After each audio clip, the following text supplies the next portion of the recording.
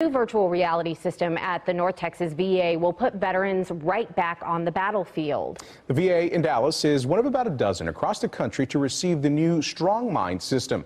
Only on CBS 11, Jason Allen shows us the cutting-edge tool to help veterans recover from the traumatic stress of war.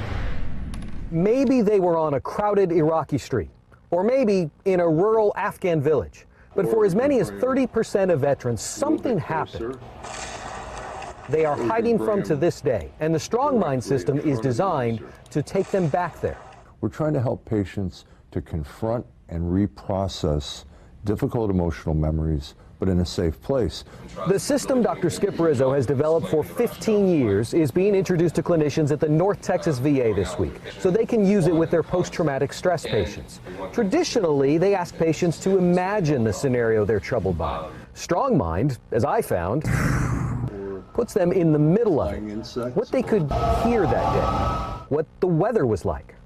And then we can, of course, blow stuff up. All of a sudden, things start to come back because they've been trying to avoid thinking about it or talking to anybody about it. And once you break that seal, you start to hear more and more and more. It goes beyond what you see and what you could hear, even down to what you were holding that day, or even what you were feeling that day.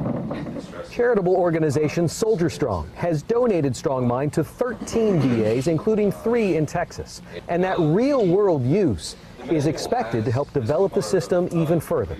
And I think we can move the needle forward, not just for veterans, but for the whole civilian sector, and improve the lives of people that are constantly confronted by, high stress. In Dallas, Jason Allen, CBS 11 News.